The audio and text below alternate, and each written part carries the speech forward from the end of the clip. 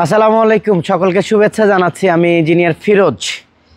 আপনারা জানেন এই বিপিএলে নোয়াখালী এক্সপ্রেস টিম রয়েছে, যেটা আমার এলাকার আমার টিম বলতে পারি, যেহেতু আমার বাড়ি লক্ষ্মীপুরে।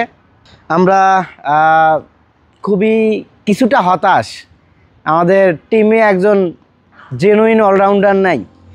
আমাদের স্পিন ডিপার্টমেন্টটা খুবই দুর্বল এবং কয়েকজন ডোমেস্টিক প্লেয়ার আছে যাদেরকে চিনি না।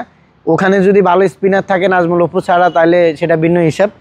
আমাদের কাছে মনে হচ্ছে যে একটু অভিজ্ঞতার অভাব হয়ে গিয়েছে, যেহেতু সুজন স্যার ছিল, উনি আরেকটু ভালো কিছু পিক করতে পারতো। বিশেষ করে সাইফুদ্দিনকে ছেড়ে দেওয়াটা মোটেও ঠিক হয় নাই। একজন জেনুইন ফিস বোলিং অলরাউন্ডারকে এভাবে আরেকটা বিট দিলে হয়তো আমরা সাইফুদ্দিনকে পেতাম। কেবল ভালো সাইনিং বলতে আমরা হাবিবুর রহমান সোহানকে পেয়েছি। হ্যাঁ, জাকির আলী এবং যে মাহিদুল ইসলাম অঙ্কন আমরা না নেওয়া সত্ত্বেও আমাদেরকে চাপিয়ে দেওয়া হয়েছে সিস্টেমের ব্যারাকলে। তো কেন জানি মনে হচ্ছে তারা দুজন ভালো করবে।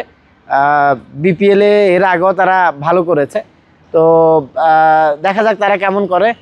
আর আমার মনে হচ্ছে যে মাহমুদুল্লাহ এবং মুশফিকের মধ্যে একজনকে নেওয়া যেত এবং একজন বোলিং অলরাউন্ডার বা ব্যাটিং অলরাউন্ডার দরকার ছিল। একজন জেনুইন অলরাউন্ডারের অভাব আছে নোয়াখালী টিমে।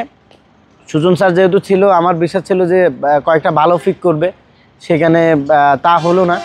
বিশেষ করে সাইফুদ্দিনের জন্য আমার আক্ষেপটা একদমই থেকে যাবে। সেও ওই আমাদের সারাউন্ডিং এরিয়ার প্লেয়ার। হাসান মাহমুদ আছে, সৌম্য সরকার আছে, সাইফুদ্দিনকে দরকার ছিল।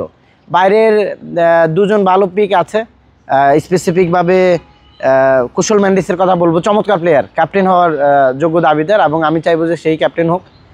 এছাড়াও আছে জনসন সার্স, দুজন ভালো প্লেয়ার আছে বিদেশিদের মধ্যে।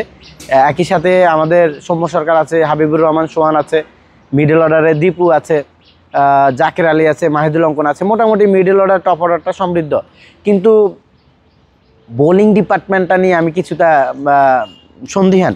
মুশফিক হাসান আছে, ভালো পেস বোলার। হাসান মাহমুদ আছে, তারপরে মেহেদি হাসান রানা আছে, চাঁদপুরের ছেলে, আগে ভালো করেছে।